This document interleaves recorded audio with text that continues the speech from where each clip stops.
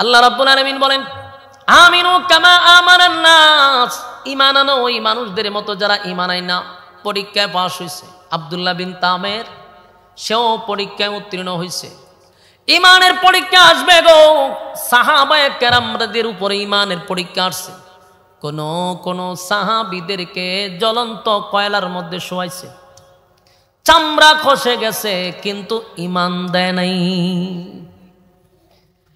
ইসলামের প্রথম দিক দিয়া সব গরিব গরিব গরিব গরিব সাহাবী কেরাম ঈমান আনছে। অধিকাংশ গোলাম ছিল, দাস ছিল। যেমন বেলাল, বেলালের বাবাও ছিল গোলাম, বেলালও গোলাম, তার মানে গোলামের ঘরের গোলাম, কৃতদাস। দেখতেও সুন্দর না, কালো বিশ্রী, আরেকজনের অধীনে কাজ করে, কিন্তু আল্লাহ তার উপরে হেদায়াত দিয়া দিছে, কালেমা পড়ে ঈমান আনছে। সেই বেলাল কৃতদাস, কিন্তু এত পরীক্ষা বেলালের উপরে গেছে, এত পরীক্ষা, সব পরীক্ষায় ফার্স্ট ডিভিশনে পাস করছে। সুবহানাল্লাহ। বেলাল বুকের উপরে পাথর রাখছে গো, জিব্বা দিয়া আল্লাহ আল্লাহ বলার অপরাধে জিব্বাটা টান দিয়া বেঈমানটা বাইর কইরা পেরাক মারছে জিব্বায়। পেরাক, বুঝতেছেন কথা? জিব্বার মধ্যে পেরাক মারছে শুধু আল্লাহ বলার কারণে। বেলাল কৃতদাস হইয়া কালেমা ছাড়ে নাই। ঈমানের পরীক্ষায় ফার্স্ট ডিভিশনে পাস করলো। বেলালে মারত আল্লাহ বলার অপরাধে, কিন্তু কেউ বাঁচাইতো না, কারণ সে তো একজনের অধীনে গোলাম। খাব্বাব রে মারছে গো, খাব্বাবও গোলাম, খাব্বাব কালো, খাব্বাব রে মারছে ঈমান আনার অপরাধে। সুমাইয়া একজন মহিলা, সর্বপ্রথম ইসলামের প্রথম যিনি মহিলাদের মধ্যে শাহাদাত বরণ করছে ইলা হলো সুমাইয়া রাদিয়াল্লাহু তাআলা আনহা। ঈমান দেয় নাই, জীবন দেয়া দিছে। আসেনি এলাকাত সুবহানাল্লাহ? সুবহানাল্লাহ কোন সময় হন ঠাড়া করলে এক এক জাত এর নিয়ম হইতে পারে। এই জায়গায় সুবহানাল্লাহ না কইলে আপনারা ঠাড়া বললে সুবহানাল্লাহ কন হইতে পারে। কিশোরগঞ্জে এক এক সাইডে এক এক সিস্টেম। এক কথা কি বুঝতেছেন? জীবন দিছে, ঈমান দিছে। আমরা তো ঈমান দিয়া দিই, জীবন দিই না। সুমাইয়া একজন মহিলা, কিন্তু ঈমানের জন্য সন্তানের সামনে মাকে উলঙ্গ করছে। যুবক সন্তান আম্মার রাদিয়াল্লাহু তাআলা আনহু মাকে, সন্তানকে আবু জাহেলের সাঙ্গ পাঙ্গরা একত্রিত করে গাছের সঙ্গে বাচ্চা, মার সামনে সন্তানরে উলঙ্গ করছে, সন্তানের সামনে মারে উলঙ্গ করছে। এমন ভাবে নির্যাতন করছে রে। কিন্তু সুমাইয়ার ঈমান কত পাওয়ার। সুমাইয়া হয়, আম্মার আমি এমন সন্তান জন্ম দেই না যেই সন্তান বেঈমানের সামনে মাথা নত করবে। সন্তানরে নসিহত করতেছে, জীবন দিবি কিন্তু ঈমান দিবি না। জীবন গেলে জীবন পাবো, কিন্তু ঈমান গেলে আর ঈমান পাবো না।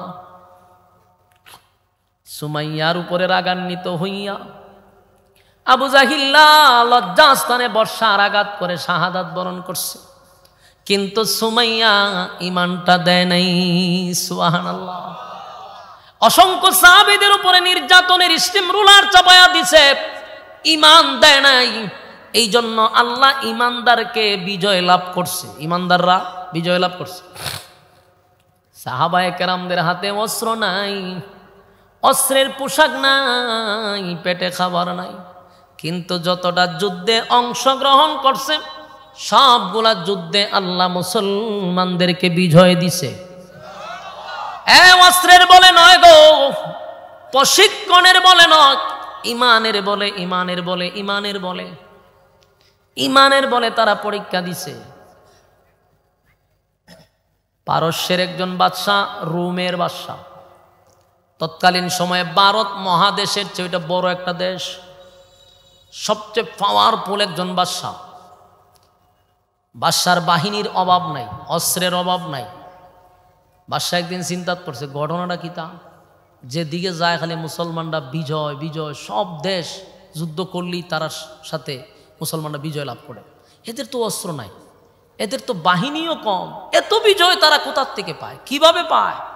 তখন চলছিল উমরের শাসন আমল। রোমের বাদশা চিন্তা করলো প্রত্যেক জায়গায় বাহিনী যায় তাদের, সেই জায়গায় তারা বিজয় করে আসে। এই রুমের বাদশাহ মহা চিন্তাত পড়ছে যে এরার মূল উৎসটা কি।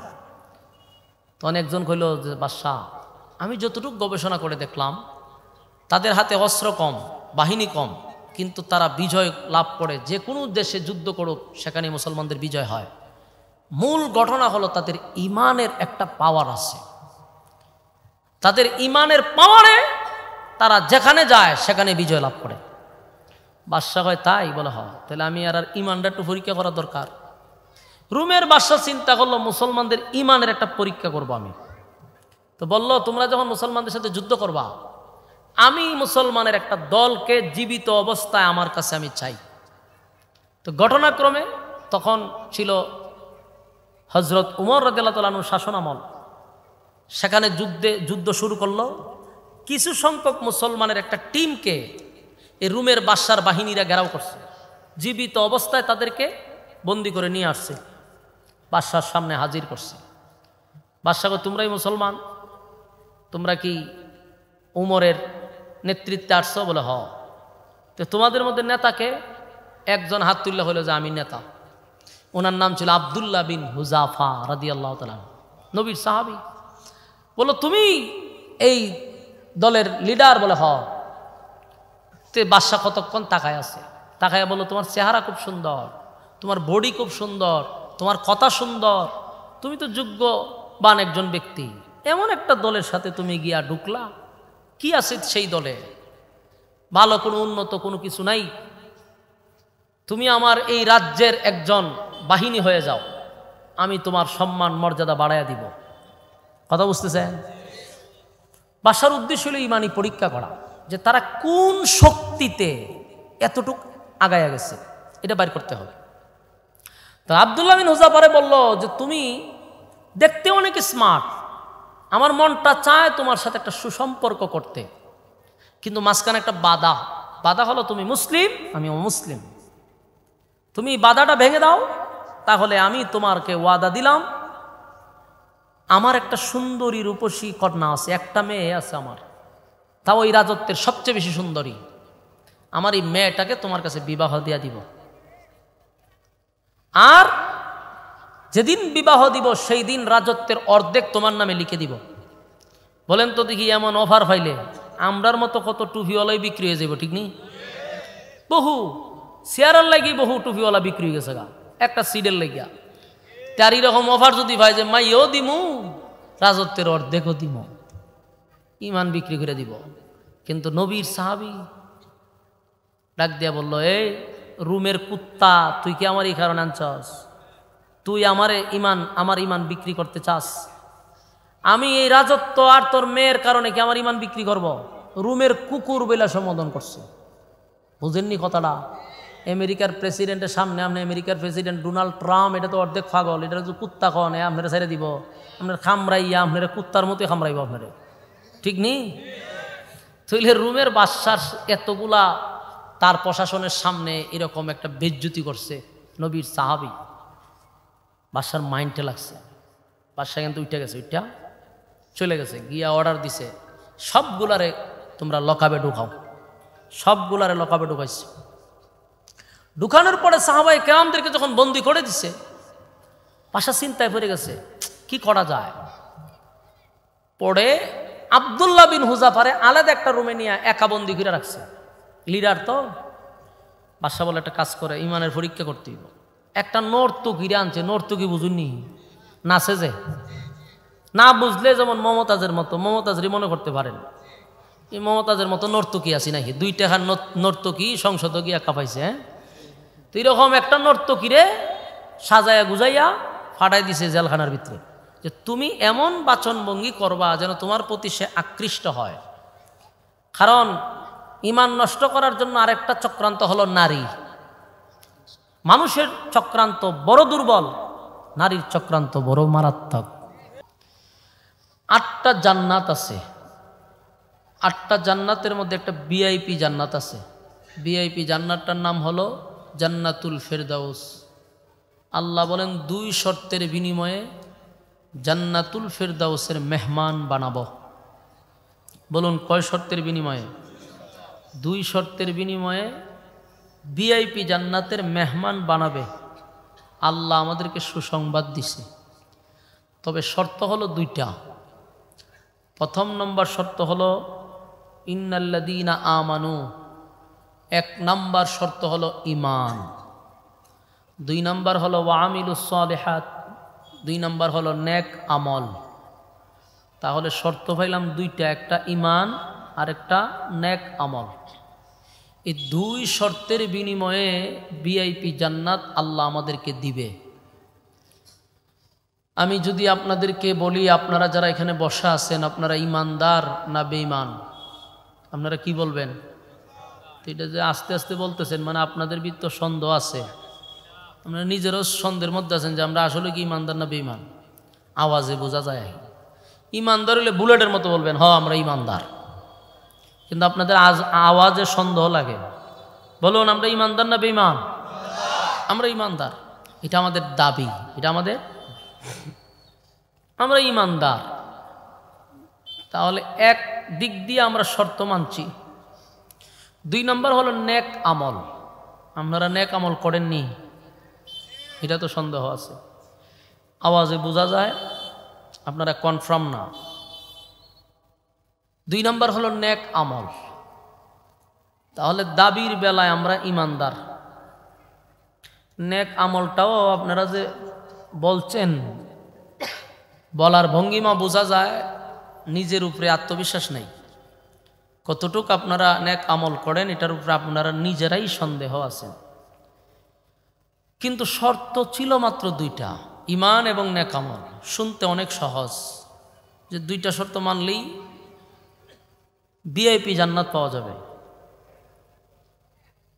তো আমি আবার এখানে একটা কথা বলছি কি, দাবির বেলায় আমরা ঈমানদার। কেন বললাম? কাজের বেলায় খুব কম। এটা আমাদের দাবি যে আমরা ঈমানদার। কারণ আপনি যেমন নিজেরই ঈমানদার দাবি করতেছেন, আপনি একজন নামাজি ব্যক্তি, আল্লাহওয়ালা ব্যক্তি, আপনি নিজেরে দাবি করতেছেন ঈমানদার।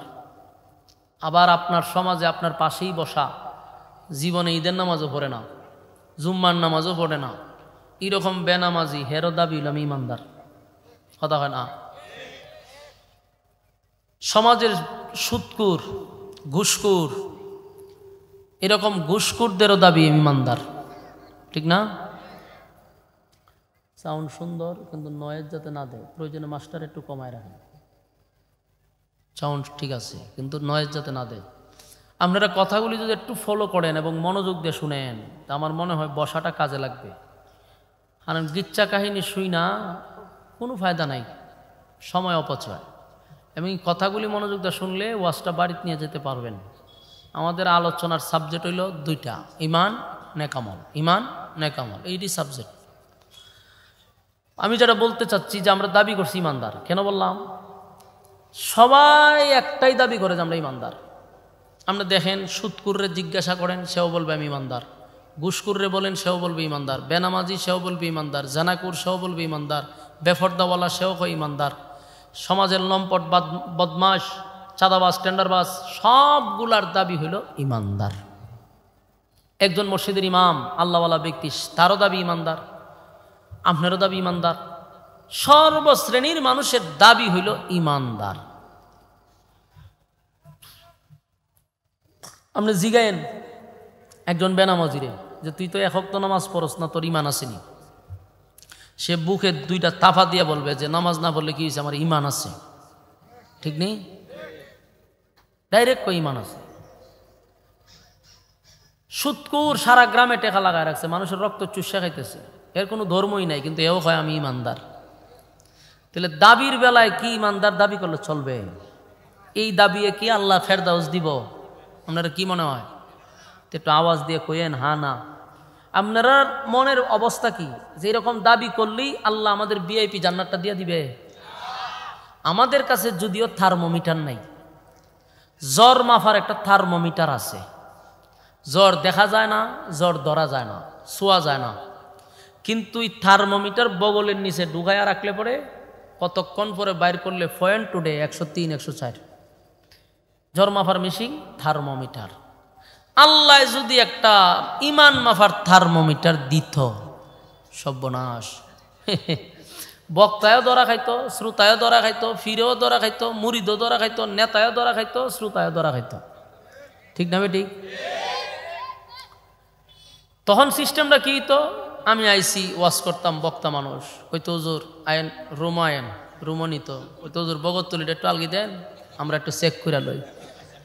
তখন আমার বগলের নিচে একটা থার্মোমিটার ঢুকাই দিত, দিয়া কতক্ষণ রাখিয়া আর পরে হয়তো হুজুর ইমানের বাতি লাল বাতি জ্বলতেছে, তা আপনি দিয়েছেন ওয়াজ করতেন, তখন কি মান সম্মান লইয়া যাইবেন না থাকবেন? বক্তা যখন দেখছে বাতি দিলে গেল গেলে, ফির সাবাইছে মুরিদ করতো, হয়তো হুজুর মুরিদ করবেন পরে আগে বগলের নিচে আলগি দেন, ই কেন থার্মোমিটার ঢুকাই দিছে, বাইর করে দেখে কেন লাল বাতি জ্বলে, ফিরের কাছে কেউ মুড়ি দিব? অনেক নেতারা দেখবেন আয়সা কয় আমার চরিত্র ফুলের চেয়েও বেশি পবিত্র। ফুলের মধ্যে অনেক সময় সমস্যা থাকতে পারে, ফুলের চরিত্র খারাপ হইতে পারে, কিন্তু আমার চরিত্র ফুলের চেয়েও পবিত্র। হয়নি? নেতায় না কইলেও সাইমসা পিছে কিছু রাখে, এরা কইয়া দেয় যে আমার চরিত্রটা যে পবিত্র, এটা কইয়া দিস। তো তখন আর এটি বলা লাগতো না, যখন নেতায় কইতো যে আমার চরিত্র ফুলের চেয়েও পবিত্র, কইতো তো আপনার 8টা তুল দেন, তুল দিয়ে মানুষের সামনে থার্মোমিটার ঢুকাই দিত। ঠিক নেই?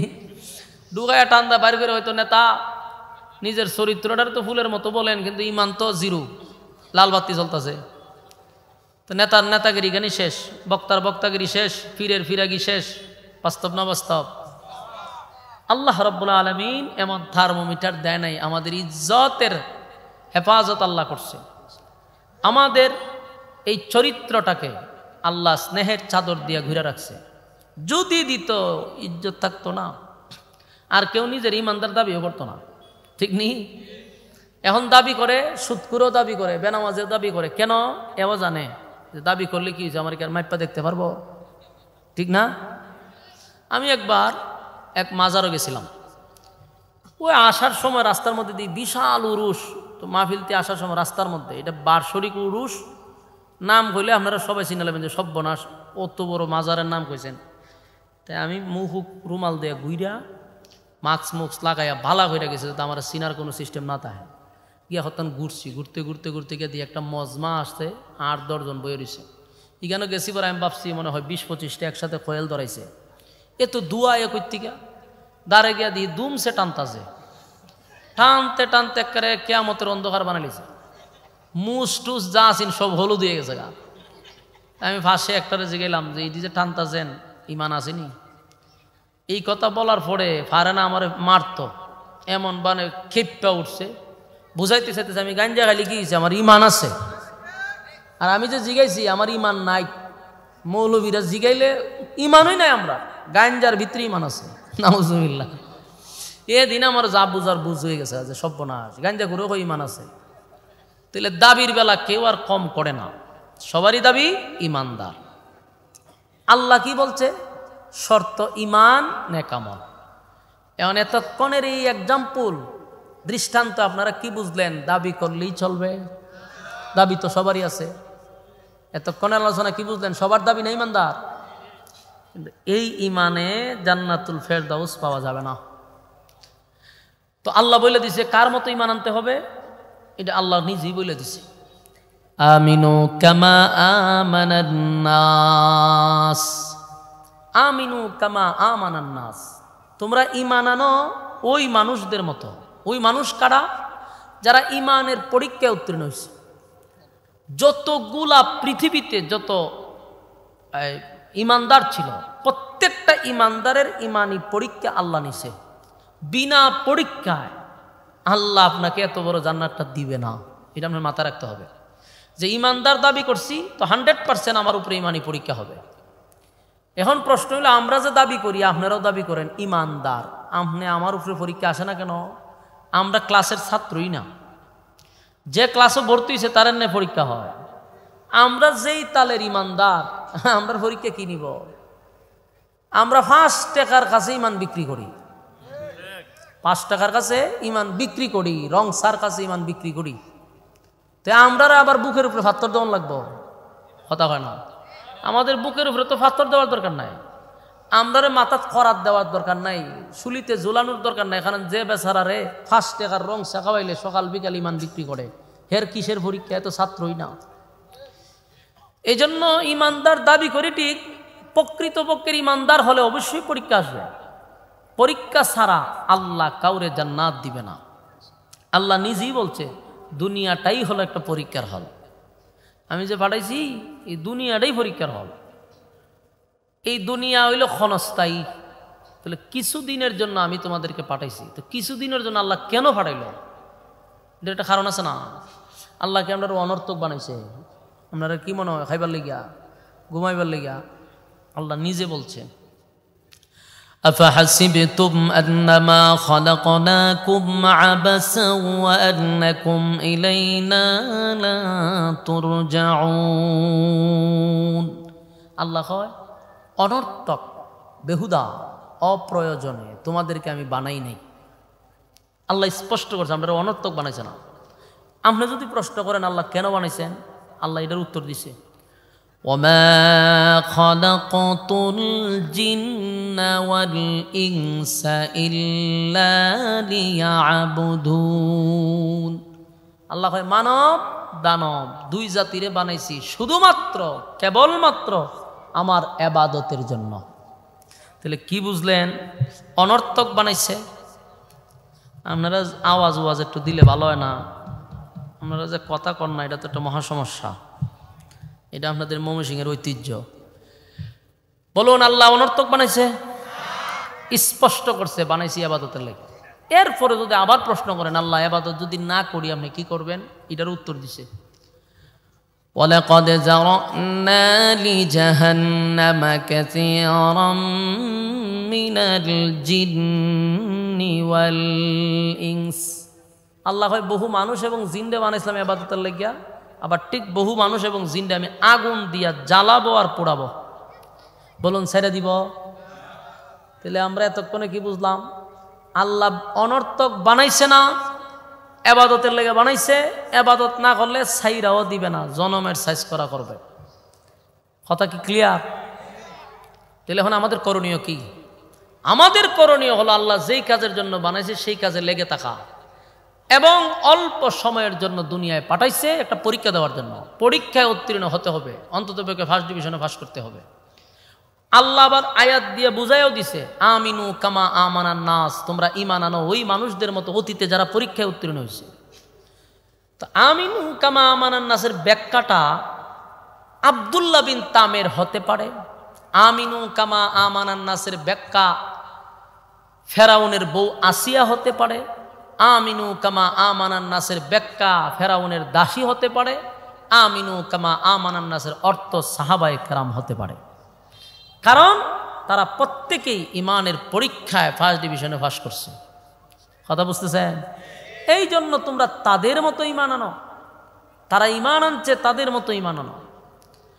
আমিনু কামা আমানান নাস, ইমান আনো ওই মানুষদের মতো।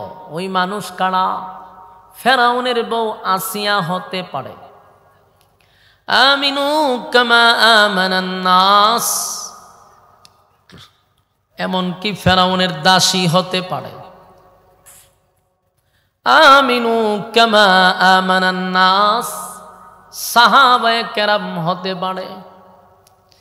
কারণ তারা ইমানের পরীক্ষা দিতে গিয়া দুনিয়াতেই তারা জান্নাতের সার্টিফিকেট পাইছে। দুনিয়াতেই পাইলেছে যে তুমি জান্নাতি, তুমি জান্নাতি, তুমি জান্নাতি, নাম ধীরে ধীরে হয়েছে। রাসূল বলছে তুই জান্নাতি, তুমি জান্নাতি, তুমি জান্নাতি, তুমি জান্নাতি। সুবহানাল্লাহ। পরীক্ষা দিছে, এরা পরীক্ষা দিছে। সাহাবায়ে কেরামরা এমনি এমনি কি পাইলিছে না? পরীক্ষা দিছে। সাহাবায়ে কেরাম আমিনু কামা আমানান নাস, সাহাবায়ে কেরাম দুনিয়ায় থাকতেই তারা জান্নাতের সার্টিফিকেট পাইছে। কারণ তারা পরীক্ষা দিছে, পরীক্ষায় পাস করছে। মনিটরে একটু কমান, মনিটরে একটু কমান, মনিটরে শুধু, বাহিরে সব ঠিক রাখেন, বক্সে ঠিক রাখেন, শুধু মনিটর। আমিনু কামা আমানান নাস, সাহাবায়ে কেরাম ঈমান আনছে, ঈমানের পরীক্ষা দিছে, ফার্স্ট ডিভিশনে পাস করছে।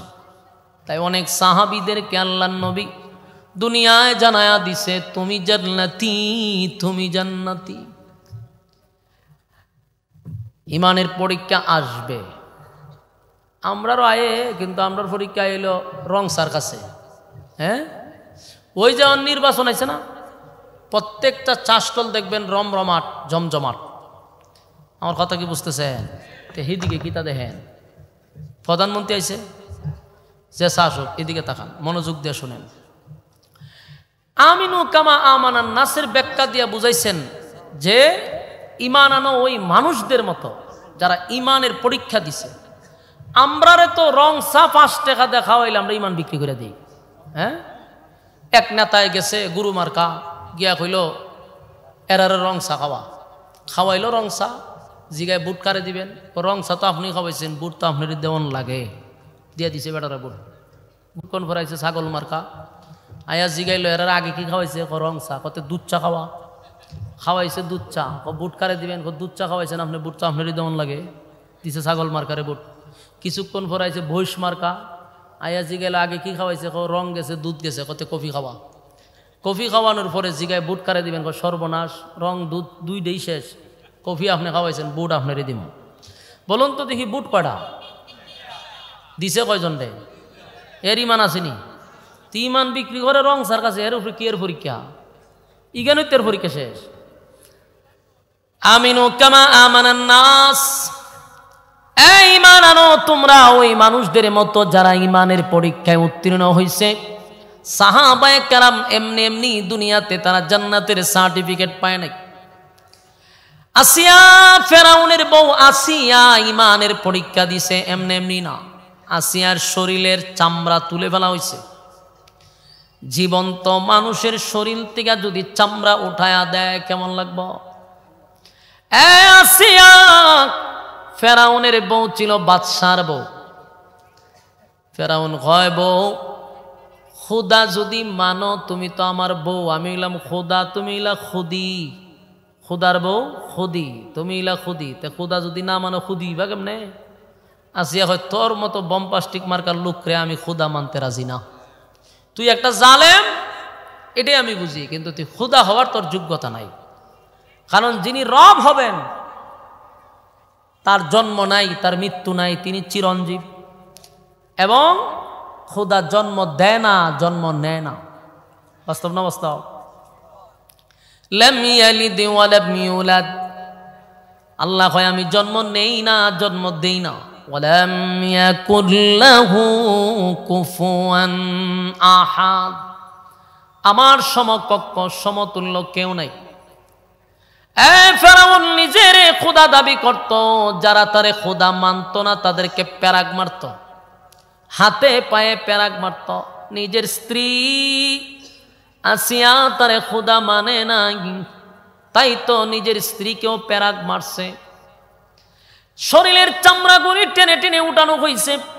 আসিয়া আসমানের দিকে তাকায়া বলে, মালিক, ইমানের জন্য আমার ইজ্জত শেষ, আমারে উলঙ্গ করে দিছে, ইমানের জন্য আমার চামড়া উঠানো হয়েছে। আল্লাহ, আমি শুধু এর বিনিময়ে আপনার পাশে একটা ঘর চাই। ফেরাউন এত নির্যাতন করছে রে, এত নির্যাতন, কিন্তু আসিয়া ইমান দেয় নাই। আসিয়া সাধারণ কোনো মহিলা না, পৃথিবী বিখ্যাত 4 জন মহিলার মধ্যে একজন হলো আসিয়া। আল্লাহ সালাম দিছে রে, আসিয়া দুনিয়ায় থাকতে জান্নাত দেখাইছে আল্লাহ সুবহানাল্লাহ। যেই সময় ফেরাউন আসিয়ারে মারার জন্য বড় পাথর নিয়ে দাঁড়ায় আছে মাথার উপরে, আসিয়া আসমানের দিকে তাকাইয়া মুস্কি হাসে। ফেরাউন কয়, আসিয়া রে, শরীরের চামড়া তুলে ফেলা হয়েছে, এমন মুসিবতের মধ্যে পইরা কেউ কি কোনোদিন হাসে? আমার কাছে অদ্ভুত লাগছে। ও আসিয়া, বল তোর মুখ দিয়া হাসি আসলো কেন? আসিয়া কয়, আমি যা দেখি তুই ফেরাউন তা দেখোস না। আমার মালিকের কাছে আমি আবদার করছিলাম, মালিক, জালেমের জুলুম থেকে আপনি আমার হেফাজত করেন, আপনার পাশে আমার একটা ঘর বানায়া দেন। আমার মালিক আমার চোখের সামনে আমার বালাখানা তুলে ধরছে, আমি আমার জান্নাত দেখতেছি, আনন্দে আর ঠিক থাকতে পারতেছি না। সুবহান। ইমানের পরীক্ষা দিছে রে। পৃথিবী ইতিহাসে যত সাহাবায়ে কেরাম জান্নাতের সার্টিফিকেট পাইছে, ইতিহাস তালাশ করে দেখেন, পরীক্ষা দিছে, মুসিবত আসছে, কিন্তু তারা জীবন দিছে, ইমান দেয় নাই। ইমানের প্রতি অটল। ইমান আমাদের জন্য সবচেয়ে বড় গুরুত্বপূর্ণ একটা বিষয়। দুনিয়ার সব কিছুর ব্যাপারে ছাড় আছে, কিন্তু ইমানের ব্যাপারে কোনো ছাড় নাই। কথা কন না? জাররা পরিমাণ ইমানও যদি আমাদের নিয়া কবরে যাইতে পারে, মানে জাররা পরিমাণ, তারপরও নবী বলেন জাহান্নামের আগুনে জ্বালানোর পরে, পোড়ানোর পরে একটা সময় আল্লাহ তার জান্নাত দিব রে, জাররা পরিমাণ ইমান থাকার কারণে।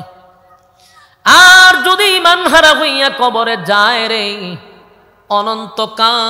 অনন্তকাল জাহান্নামের আগুনে জ্বলতে হবে, আর কোনোদিন জান্নাতের ঘ্রাণ পাওয়া যাবে না।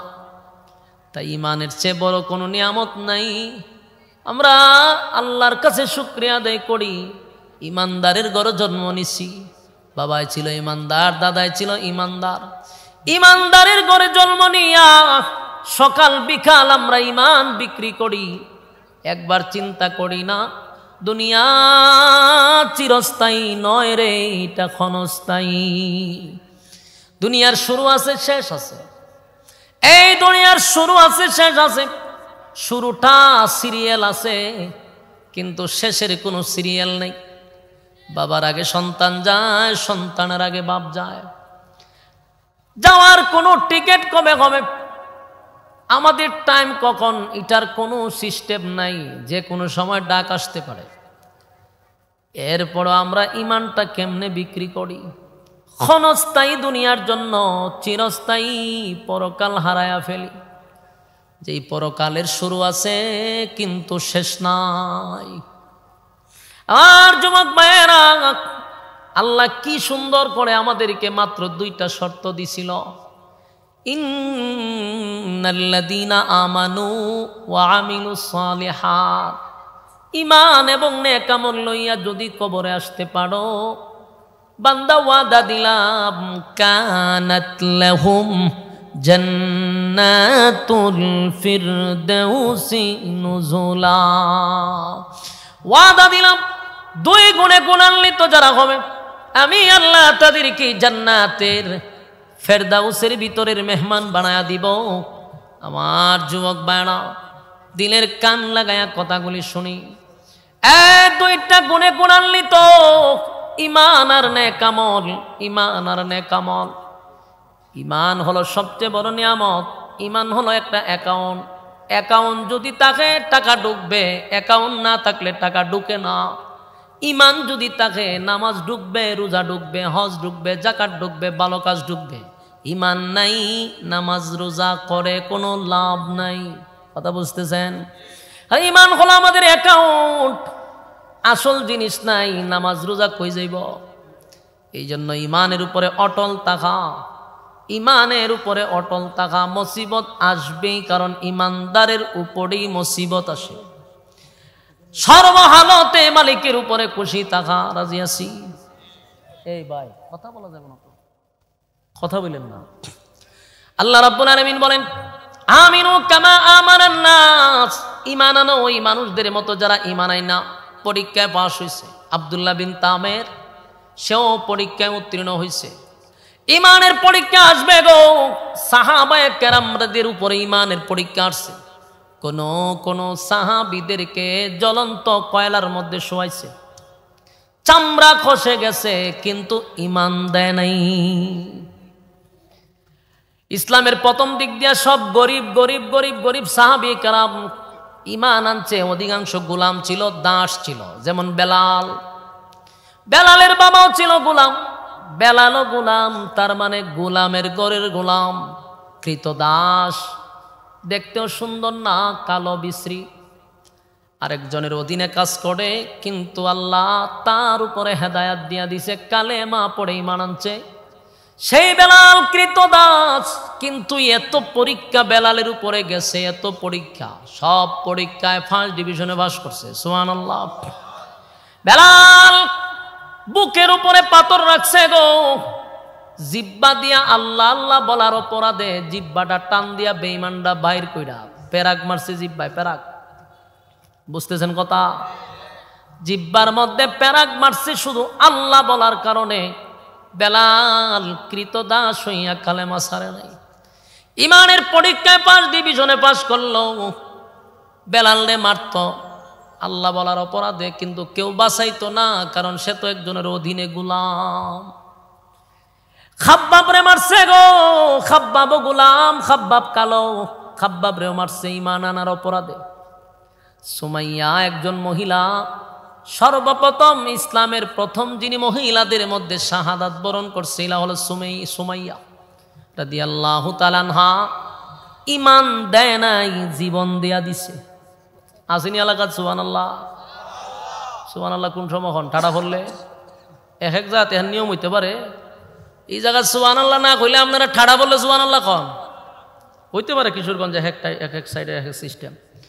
এক কথা কি বুঝতেছেন? জীবন দিছে, ইমান দিছে। আমরা তো ইমান দিয়া দিয়ে জীবন দিই না।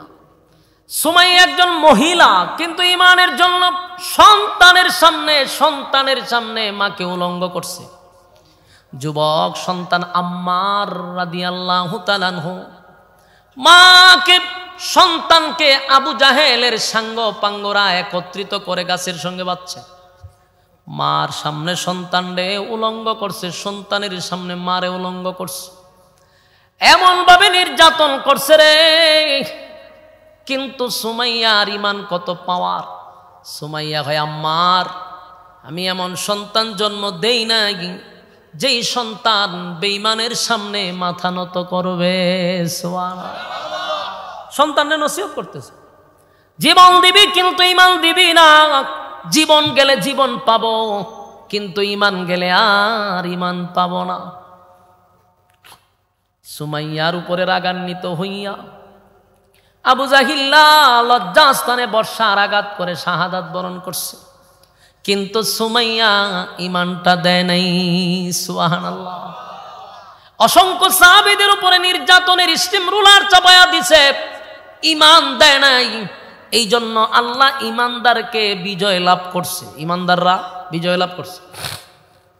সাহাবায়ে কেরামদের হাতে অস্ত্র নাই, অস্ত্রের পোশাক নাই, পেটে খাবার নাই, কিন্তু যতটা যুদ্ধে অংশগ্রহণ করছে সবগুলা যুদ্ধে আল্লাহ মুসলমানদেরকে বিজয় দিছে। অস্ত্রের বলে নয় গো, প্রশিক্ষণের বলে নয়, ইমানের বলে, ইমানের বলে, ইমানের বলে, ইমানের বলে তারা পরীক্ষা দিছে। পারস্যের একজন বাদশাহ, রোমের বাদশাহ, তৎকালীন সময়ে ভারত মহাদেশের চেয়ে ওইটা বড় একটা দেশ, সবচেয়ে পাওয়ারফুল একজন বাদশাহ। বাদশার বাহিনীর অভাব নাই, অস্ত্রের অভাব নাই। বাদশাহ একদিন চিন্তা করছে ঘটনাটা কি, তা যেদিকে যায় খালি মুসলমানরা বিজয় বিজয়, সব দেশ যুদ্ধ করলেই তার সাথে মুসলমানরা বিজয় লাভ করে। এদের তো অস্ত্র নাই, এদের তো বাহিনীও কম, এত বিজয় তারা কোথার থেকে পায়, কিভাবে পায়? তখন চলছিল উমরের শাসন আমল। রোমের বাদশা চিন্তা করলো প্রত্যেক জায়গায় বাহিনী যায় তাদের, সেই জায়গায় তারা বিজয় করে আসে। এই রোমের বাদশা মহা চিন্তা করছে যে এর মূল উৎসটা কি। তখন একজন কইল যে বাদশা, আমি যতটুকু গবেষণা করে দেখলাম তাদের হাতে অস্ত্র কম, বাহিনী কম, কিন্তু তারা বিজয় লাভ করে। যে কোনো দেশে যুদ্ধ করুক সেখানে মুসলমানদের বিজয় হয়। মূল ঘটনা হলো তাদের ইমানের একটা পাওয়ার আছে।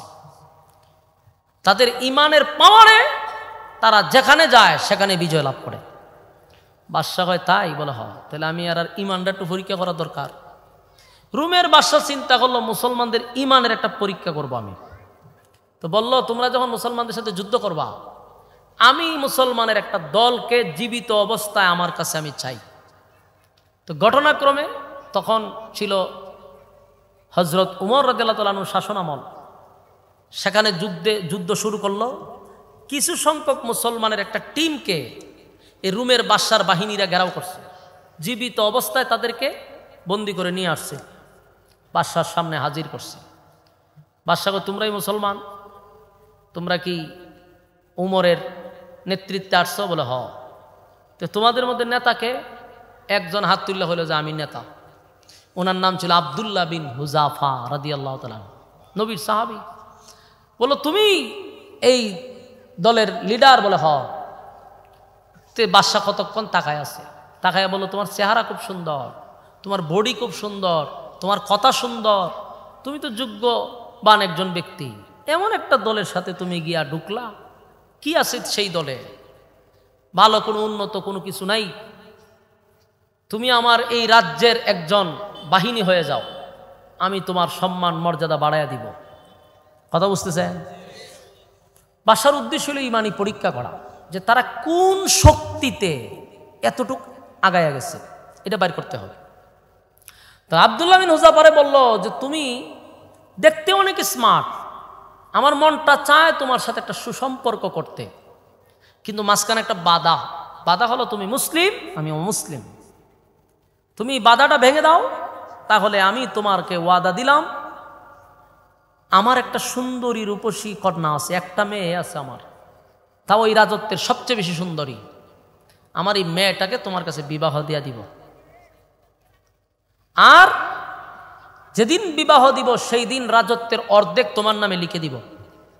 বলেন তো দেখি, এমন অফার পাইলে আমরার মতো কত টুপিওয়ালাই বিক্রি হয়ে যাব, ঠিক নেই? বহু চেয়ারের লাগি বহু টুপিওয়ালা বিক্রি হয়ে গেছে গা, একটা সিডের লাগিয়া।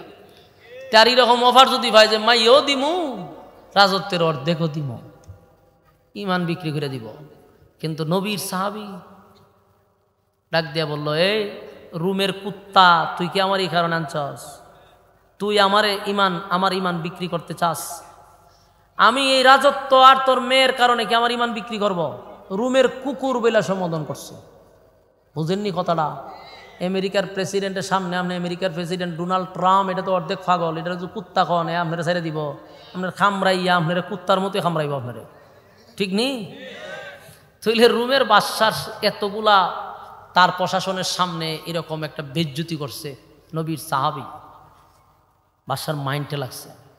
বাদশা কিন্তু উঠে গেছে, উঠা চলে গেছে, গিয়া অর্ডার দিছে সবগুলারে তোমরা লকাবে ঢুকাও, সবগুলারে লকাবে ঢুকাইছে। ঢুকানোর পরে সাহাবায়ে কেরামদেরকে যখন বন্দি করে দিছে, বাদশা চিন্তায় পড়ে গেছে কি করা যায়। পরে আব্দুল্লাহ বিন হুজাফারে আলাদা একটা রুমে নিয়ে একা বন্দি করে রাখছে, লিডার তো। বাদশা বলে একটা কাজ করে, ইমানের পরীক্ষা করতে হইব। একটা নর্তকীরে আনছে, নর্তকী বুঝুননি, নাচে যে, না বুঝলে যেমন মমতাজের মতো, মমতাজেরই মনে করতে পারেন এই মমতাজের মতো নর্তকী আছি নাকি, 2 টাকার নর্তকী সংসদ গিয়া কাঁপাইছে। হ্যাঁ, তো এরকম একটা নর্তকীরে সাজাইয়া গুজাইয়া ফাটাই দিছে জেলখানার ভিতরে, যে তুমি এমন বাচনভঙ্গি করবা যেন তোমার প্রতি সে আকৃষ্ট হয়। কারণ ইমান নষ্ট করার জন্য আরেকটা চক্রান্ত হলো নারী। মানুষের চক্রান্ত বড় দুর্বল, নারীর চক্রান্ত বড় মারাত্মক। কথা বুঝতেছে? শয়তানের চক্রান্ত দুর্বল, নারীর চক্রান্ত ভয়ঙ্কর। এলে নারীর চক্রান্ত যদি ফুইরা যান গাতে সব বনস করে নেবেন। তো এই মহিলারে সাজায় গুজায় ফাটাইছে, মহিলাকে ইচ্ছা মতে নাচছে, জনমের নাচা নাচছে, ডান্স তো পাগলো ডান্স দিছে ইচ্ছা মতে, নাচতে নাচতে নাচতে নাচতে ক্লান্ত হয়ে মারে ফিরে গেছে। পাশার দ্বারে গিয়ে আপনি আমার কই ফাটাইছেন? বলে তোরা যেখানে ফাটাই বাড়ি কেন ফাটাইছি? বলে আমি যে এতক্ষণ নাচলাম, লোকরে আকৃষ্ট করুন তো দূরের কথা, আমার দিকে হে তাকাইছই না। সুবহান, আমি আশ্চর্য হয়ে গেলাম। দীর্ঘক্ষণ সময় কত চেষ্টা করলাম, কত অঙ্গভঙ্গি করলাম, কিন্তু সে আমার দিকে তাকাই নাই। বাদশা কয় সর্বনাশ, এখানে আমি ফেল মারলাম, এখন কি করা যায়? কোনোভাবেই তো আর আমি তারে দুর্বল করতে পারতেছি না। শেষে বলে এক কাজ করো, খানা ফিনা বন্ধ করে দাও, খানাও নাই পানিও নাই, টোটাল বন্ধ। কয়দিন? 1 সপ্তাহ। বলুন, একদিন না খাইলে আমরা মেজাজটা কেমন গরম হয়? যারা রোজা রাখে এদিকে ইফতারের আগে এর সাথে কথা কইয়া দেখেন, অটোমেটিক কারেন্ট ছাড়া শরীরে মিটার আয়া পড়ে, ঠিক নেই? আরে বাপরে বাপ, মাগরিবের 8টা দিয়ে মেজাজটা এমন গরম করা করে, কথা কবের আগে ফিডা, মুখ চলে কম হাত চলে বেশি, ঠিক না? খান রোজা রাখছে বেচারা, তে আমরা একদিন না খাইলে আমার মেজাজ কেমন গরম হয়, আর টানা 7 দিন খানা নাই পানি নাই। বাদশা বলল, ডাক্তার ওই রুমের আশেপাশে থাকবা, যদি রোগীর অবস্থা বেশি খারাপ হয় আমারে জানাইবা। ডাক্তার গিয়া কয়, স্যার এই লোকটারে আজকের ভিতরে খাবার না দিলে লোকটা মারা যাবে। বাদশা হয়, তাড়াতাড়ি খাবার নিয়ে যা। 1 সপ্তাহ পর্যন্ত খানা নাই পানি নাই। আব্দুল্লাহ বিন হুযাফা মাটির সঙ্গে মিশে গেছে রে, দাঁড়াইতে পারে না, বসতে পারে না, কথা বলতে পারে না। একটা মানুষ যদি 1 সপ্তাহ খাবার না খায় গো, বলুন তো দেখি সে দাঁড়াইতে পারবো, কথা বলতে পারবো? পেটে আর পিঠে লেগে গেছে। বাদশার লোকেরা আব্দুল্লাহ বিন হুযাফার কাছে খাবার নিয়ে গেছে। বাদশা কয়, খাবার খাওয়ার আগে বলে দিবি কি খাবার নিয়ে আসছস। তো একটার মধ্যে শূকরের মাংস, আর একটা হইল মদ। বলুন হালাল না হারাম? হারাম খাবার সামনে নিয়ে দিছে। বাদশার ধারণা হলো ফেডের কি দা, এখন যা খাইব তা খাইব। যখন আমরা যদি 7 দিন না খাইতাম, শূকরের মাংস বুনা করে নিয়ে আসলে ফতুয়া রেডি যে জান বাঁচানি ফরজ, এই ফতুয়া দিয়ে খাওয়া শুরু করতাম। কথা হয় না দি? ফতুয়া রেডি তো, জান বাঁচানো ফরজ। কিন্তু এটা নবীর সাহাবী যারা দুনিয়ায় থাকতে জান্নাতের সার্টিফিকেট পাইছে। এই আব্দুল্লাহর সামনে শূকরের মাংস আর মদ নিয়ে উপস্থাপন করছে। ডাক্তার বলে, খানা খান, আপনার অবস্থা খারাপ, আজকে না খাইলে আপনি মারা যাবেন। তবে খাবার দিছি, এখানে শূকরের মাংস আছে, এখানে মদ আছে। যেই সাহাবী শারীরিক দুর্বলতা এত বেশি কথা বলতে পারে না, লড়াচড়া করতে পারে না, বলুন তো দেখি তার ইমানের পাওয়ার কি কমে গেছে? ইমানের পাওয়ার কমে নাই, শারীরিক পাওয়ার কমছে। ওই সাহাবী লাফ দিয়া বলে, এই খাবার নিবি না লাথি মারবো? ডাক্তার সর্বনাশ, এতে তেজ আছে। খাবার লইয়া দৌড় শুরু করছে। বাদশারে বাদশা, আপনি যদি খাবার লইয়া যাইতেন খাবারটা আপনার উপরে ফালাই লইলে। বলে, ঘটনা কি? তুমি না বলছো কথা কইতে পারে না? বলে, কথা কইতে পারে না, উঠতেও পারে না, বসতেও পারে না, এমন অবস্থা হয়েছে। কিন্তু যেই কইছি নাফাক খাবার, মেজাজ গরম হয়েছে। বাদশা কয়, এই জায়গা তো আমি ফিল মারলাম। এবার বাদশা বলে, সবগুলারে লকআপ থেকে বাহির করো, আব্দুল্লাহরও আমার কাছে নিয়ে আসো। 2 জন লোকের কাঁধে ভর করিয়া ওনাকে বাদশার সামনে নিয়ে আসছে। হাঁটতে পারে না, চলতে পারে না, এমন ভয়াবহ অবস্থা শুরু হয়েছে যে উনিটা দাঁড়াইব ওনার ওই পরিবেশ নাই। 2 জন মানুষের কাঁধে ভর করে আসছে।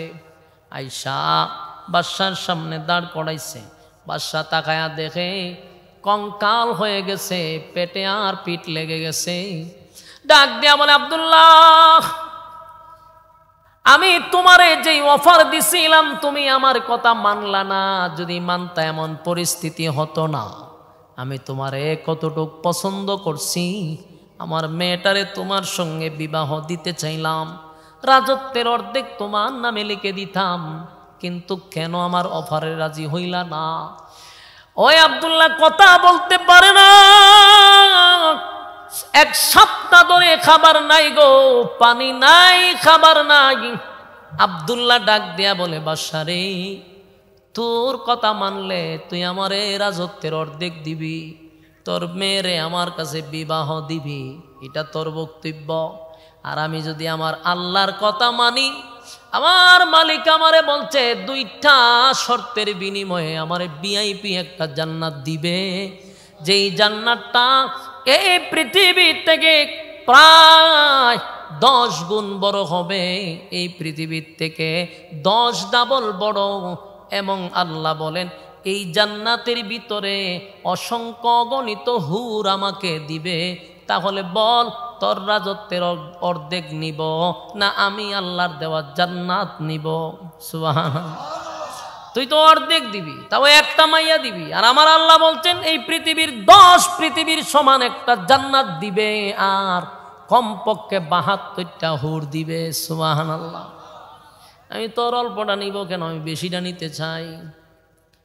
বাদশা হয়, বুঝছি, তোমরা আমার কথা শুনবা না, সোজা আঙ্গুলে ঘি উঠবে না।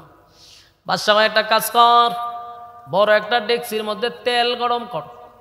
বিশাল বড় ডেকচির মধ্যে তেল গরম করতে লাগলো।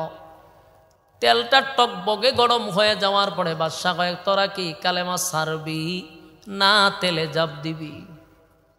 সাহাবায়ে কেরাম প্রস্তুত, জীবন দিব ইমান দিব না। সুবহানাল্লাহ। বাদশা একজন সাহাবীরে ডাক দিয়া ধরছে, সাথীদেরকে ধইরা ধইরা গরম তেলের মধ্যে যখন ছেড়ে দিল, একটা জীবন্ত মানুষকে তেলের মধ্যে ছাড়ার সাথে সাথে হাড্ডি থেকে মাংস আলাদা হয়ে গেছে। এই দৃশ্যগুলো সাহাবায়ে কেরামদের সামনে একজন দুইজন করে করে যখন তেলের মধ্যে ছেড়ে দিল, আর বাদশা কয়, আব্দুল্লাহ এখনো সময় আছে, আমার শর্ত রাজি হও। বাদশার এই কথা শুনে আব্দুল্লাহর মেজাজ গেছে গরম হইয়া। আব্দুল্লাহ ডাক দিয়া বলে, শুন পারস্যের কুকুর, আমি তোরে স্পষ্ট ঘোষণা দিলাম, আমরারে যদি তুই 100 বার আগুনে পোড়াস কোনো অসুবিধা নাই, কিন্তু আমরা ইমান দিব না, এটা নিশ্চিত থাক। সুবহানাল্লাহ। বাদশাহ হইতে খাম হইছে, এক কাজ কর, হয় আব্দুল্লাহরে ধর, নেতারে দইরাই না আগুনে ফেলাই দে। এবার আব্দুল্লাহ 1 সপ্তাহ ধরে খাবার নেই, 2 জন মানুষের কাঁধে ভর দিয়ে দাঁড়ায় আছে। আব্দুল্লাহরে হাতে পায়ে বেঁধে এবার তৈলের সামনে নিয়ে দাঁড় করাইছে। আব্দুল্লাহ তেলের সামনে দাঁড়াইয়া চোখের পানি ছেড়ে দিয়া কান্না শুরু করছে। বাদশা দৌড়াই আব্দুল্লাহর কাছে গিয়া কয়, সাবধান, আব্দুল্লাহরে তেলও ফালাইবি না। দৌড়াইয়া বাদশা গিয়া কয়, আব্দুল্লাহ রে, তুই না আমার কথায় রাজি হইলি না, আমার শর্তটা মানলি না, কিন্তু কাপুরুষের মতো মৃত্যুর ভয়ে কেন কান্দস? এই আব্দুল্লাহ এখনো সময় আছে, আগুনের সামনে দাঁড়াইয়া কাপুরুষের মতো কানবি না। আমি ওয়াদা দিলাম আমার মেয়েরও বিয়া দিব, রাজত্বেরও অর্ধেক দিব, তাহলে কেন তুই আগুনের সামনে কাপুরুষের মতো কাঁদতেছিলি? আব্দুল্লাহ কয়, বাদশা তোমার কি মনে হয় আমি আব্দুল্লাহ মৃত্যুর ভয়ে কান্দি? না, মৃত্যুর ভয়ে কান্দি না, আগুনে জাপ দিব এই জন্য কান্দি না। আমি কান্দি আমার বয়সটা বেশি না, আমি ইসলাম গ্রহণ করার পরে আমার মালিকের জন্য আমি কি করলাম সেই চিন্তায় আমি কাঁদতেছি। আমি আমার মালিকের জন্য কতটুক করতে পারলাম, আমার ইবাদত বন্দি কতটুক আছে সেই চিন্তায় আমি ব্যস্ত, যে আমি এখন চলে যাব এই দুঃখে নয়, আমি আমার মালিকের সামনে কি নিয়ে হাজির হব সেই চিন্তায় আমি কান্দি। আর আমার মন চায়, এ বাদশা, আমার মালিক যদি আমাকে 100 বার জীবন দিত, আমি 100 বার আগুনে লাফ দিতাম, আমার আগুনে ফালানোর পরে যদি আমি আবার জীবিত হইতাম, আবার আল্লাহর জন্য জীবন দিতাম, আবার জীবিত হইলে আল্লাহর জন্য জীবন দিতাম। 100 বার যদি আল্লাহর জন্য জীবন দিতে পারতাম, তাহলে বুঝতাম যে আমি মালিকের জন্য কিছু করছি, কিন্তু আমি এই দুঃখে কান্দি আমার মালিকের জন্য আমি কি করলাম। বাদশা চিন্তায় পড়ে গেছে, এই লোকরে যদি আমি আগুনে ফালাইয়া দিই, আমি হেরে যাব, আব্দুল্লাহ বিন হুযাফা জিতে যাবে। কারণ এরা তো বাদশা মাথা মোড়া না, অনেক জ্ঞানী ছিল। রুমের বাদশা চিন্তা করলো, আমি তারে একবার মারতে চাই, কিন্তু সে বারবার মরতে চায়, সে বারবার মরতে চায়, আর আমি মারতে চাই একবার। তার মানে তারে আগুনে পুরাইলে, তৈলে বাজি করলে আমি হেরে যাব, সে জিতে যাবে। তাই বাদশা বলল, ঠিক আছে, আমি তোমারে ছেড়ে দিতে পারি, তবে শর্ত আছে। শর্ত হলো তোমার 2টা ঠোঁট দিয়া আমার কপালে একটা চুমু দিবা। বাদশা তো মূলত ছিল ইমানের পরীক্ষা করার জন্য। বাদশার বুঝ হয়ে গেছে মুসলমানরা কেন গোটা পৃথিবী আজকে রাজত্ব করতেছে, কারণ মুসলমানদের ইমান বড় মারাত্মক। দুনিয়ায় একদিকে, তাদের ইমান আরেক দিকে। বাদশা কয়, আব্দুল্লাহ রে, আমার কপালের মধ্যে যদি একটা চুমা দেস, সেই শর্তে তোমার সাথে যারা আছে তোমার সাথী সঙ্গ আমি ছেড়ে দিব।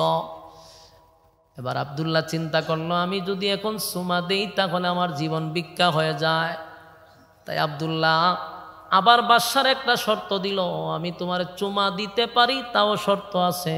সুবহানাল্লাহ। আমরা বললাম বলে ভাই তোর ফাও দিতাম না সুমা খাওয়া সাইরা দে আমারে, ঠিক নেই।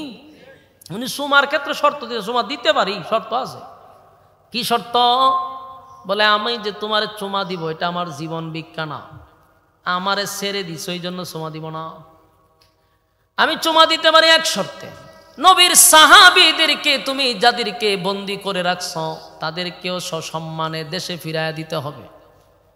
নবীর সাহাবীদের জামিনের জন্য আমি তোমার চুমা দিতে পারি। বাদশা হয় তোমার শর্তে রাজি, তবে আমার চুমা দেব। ভালো। চুমা দেওয়ার সাথে সাথে সব সাহাবীদেরকে বাদশা ছেড়ে দিছে। সুবহানাল্লাহ।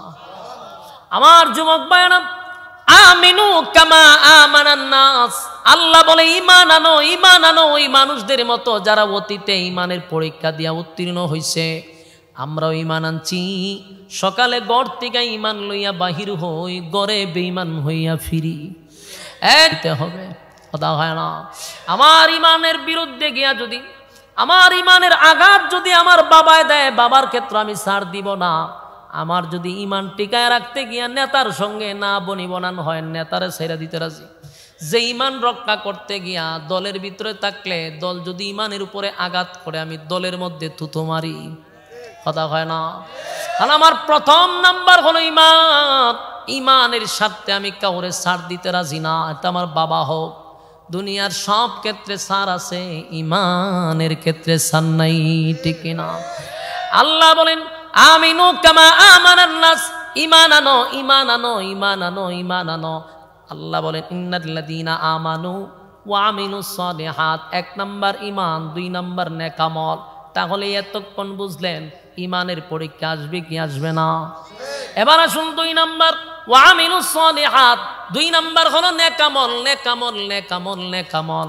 এই যে ফ্যান্ডেলে আপনারা বসছেন, আরামের ঘুম হারাম করে, ব্যবসা বাণিজ্য বাদ দিয়া, গল্প গুজারি বাদ দিয়া ফ্যান্ডেলটার ভিতরে বসছেন, কথাগুলি শুনতেছেন, প্রতিটা আয়াতের প্রতিটা হরফে 10টা করে নেকি আমি বলার কারণে পাচ্ছি, আপনারা শোনার কারণেও পাচ্ছেন। সুবহানাল্লাহ।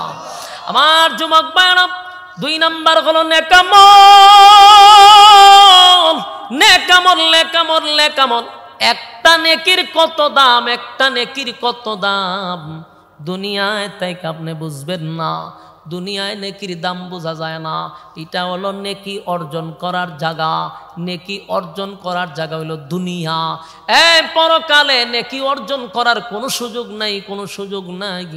দুনিয়াতে পাঠাইছে আল্লাহ নেকি অর্জন করো। এই নেকির যে কত দাম হাসরের মাঠে গেলে বুঝবেন।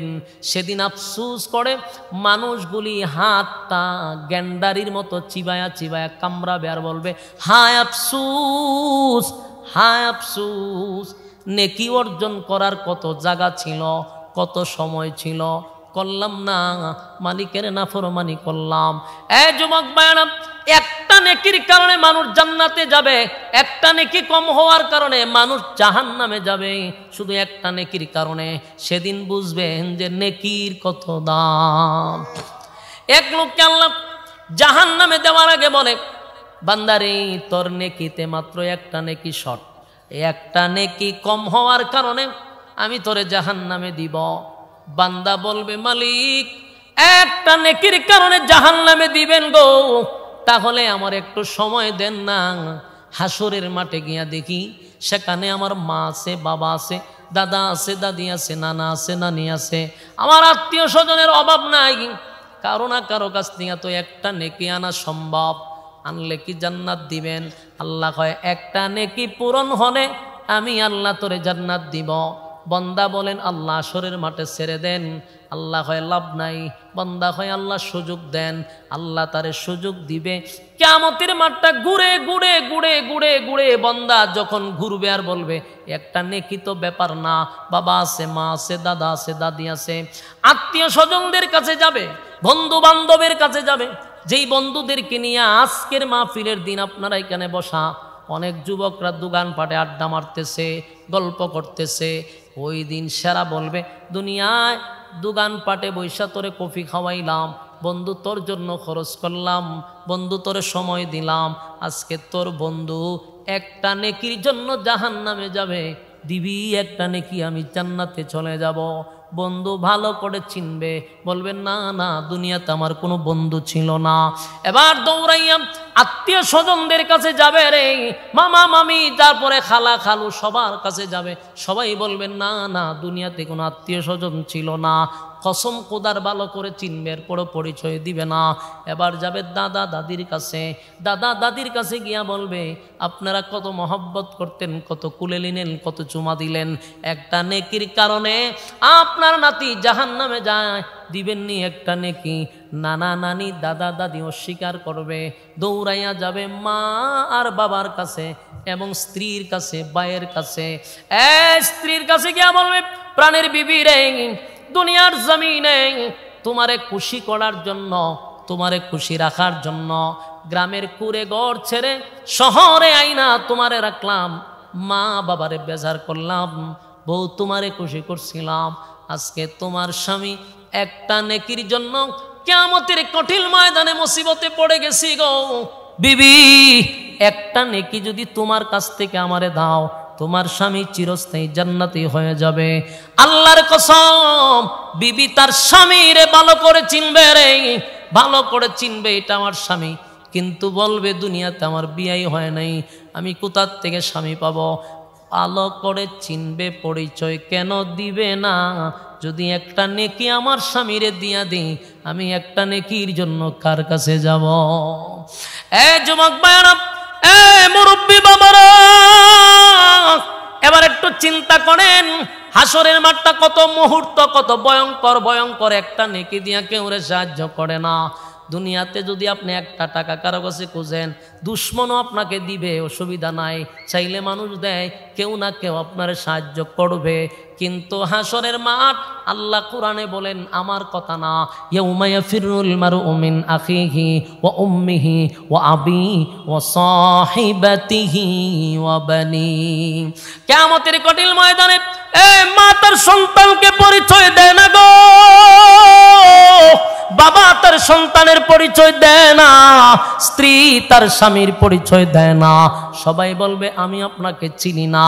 এবার সন্তান বাবার কাছে গিয়া বলবে, বাবা দুনিয়াতে নিজে না খাইয়া আমাদেরকে আপনি খাওয়াইলেন, বাবা নিজে না পইরা আমাদেরকে পড়াইলেন, আল্লাহ আজকে আমার একটা নেকির জন্য জাহান্নামে দিতে চায়, বাবা একটা নেকি যদি আপনার পক্ষ থেকে আমার দেন, আপনার সন্তানটা তো জান্নাতে চলে যাবে। বাবা বলবে দুনিয়াতে আমার কোনো ছেলে সন্তান ছিল না। বলুন বাবা চিনবে কি চিনবে না? ভালো ভালো করে চিনবে, কথা হয় না, খালি চিনবে না বালা হইরা, মনিটর একটু উড়ান, ভালো করে চিনবে। কিন্তু কি কয়, সন্তানই ছিল না। কেন? আল্লাহ নিজে বলছেন, ইয়াউমা ইয়াফিরুল মারউ মিন আখিহি ওয়া উম্মিহি ওয়া আবি, মা এবং বাবা কেউ কাউরে পরিচয় দিবে না। কেন দিবে না? একটা নেকির কত দাম এই দুনিয়ায় তাকে আপনি বুঝলেন না, কিন্তু পরকালে ধারে ধারে ধারে ধারে ঘুরবেন, কিন্তু একটা নেকি দেয়া কেউ সাহায্য করে না। বাবা বলবে দুনিয়াতে সন্তান ছিলই না। এবার চিন্তা করবে, পৃথিবীতে মার চেয়ে আপন কেউ নাই রে। দুনিয়ার সবাই ফিরাইয়া দিলেও আমার মা কোনো দিন আমারে ফিরাইয়া দিবে না। গুড়গুড় করে মাকে তালাশ করবে, আল্লাহ মার সঙ্গেও সাক্ষাৎ করাইয়া দিবে। মার কাছে গিয়া বলবে, মা গো দুনিয়ার জমিনে একটা মশার কামড় গো মা বরদাস্ত করতে পারো নাই, তোমার সন্তানকে মশা কামড় দিবে মা, তুমি বরদাস্ত করতে পারো না। মা প্রস্রাব করলে সারা রাত ঘুমাও নাই, বুকে জড়াইয়া দইরা ঘুমাইছ। আজকে তোমার আদরের সন্তান একটা নেকির জন্য চিরস্থায়ী জাহান্নামে যাবে গো মা। তোমার তরফ থেকে একটা নেকি যদি তোমার সন্তানকে দিয়া দাও, চিরস্থায়ী জান্নাত আল্লাহ আমারে দিয়া দিব। এ যুবক ভাইরা, মুরব্বী বাবারা, মার থেকে আপন কেউ নাই রে। সেই মা তখন বলবে দুনিয়াতে আমার বিয়ে হইছে না। চিন্তা করছেন? বলুন সন্তানরে চিনবে কিনা? কথা কয় না,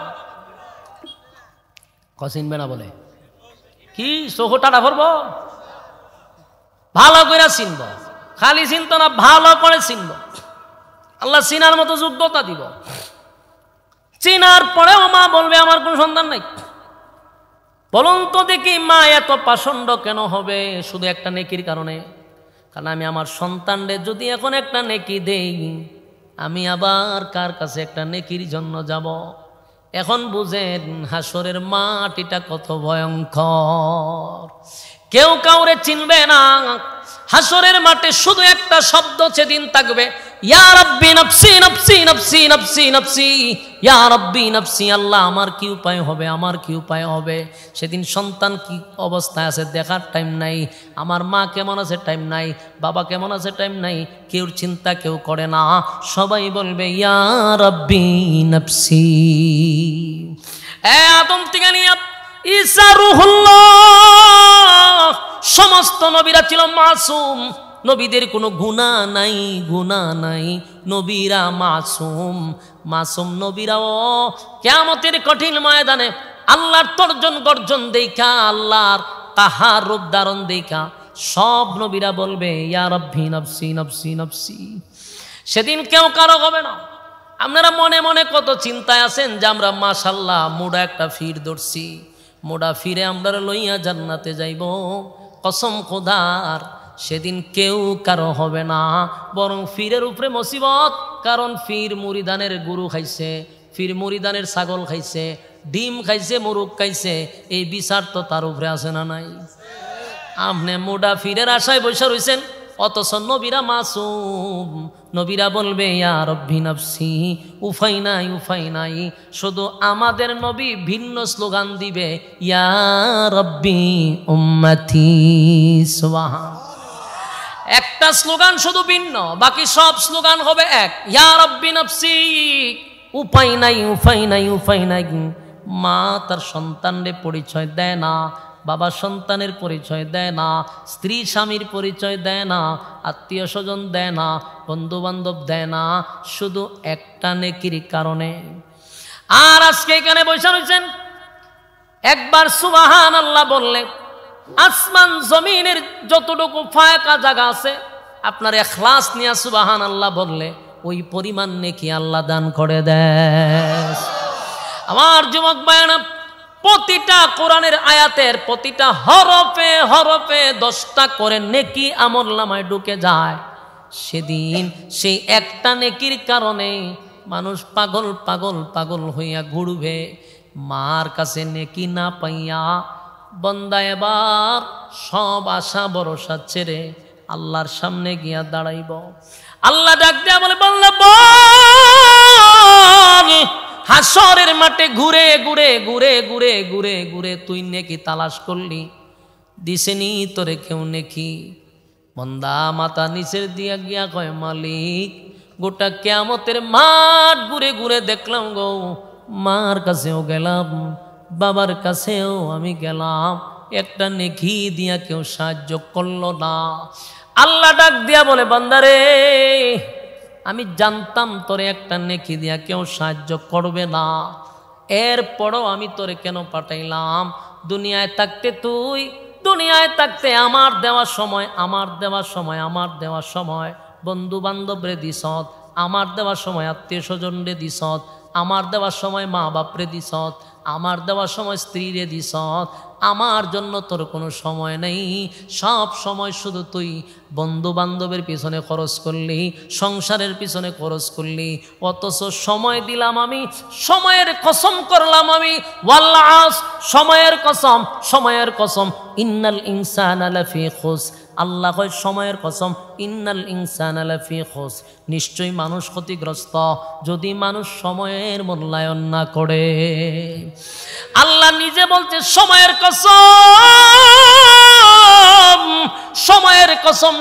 কসম এই মানুষ যদি সময়ের মূল্যায়ন না করে ওই মানুষটা ক্ষতিগ্রস্ত।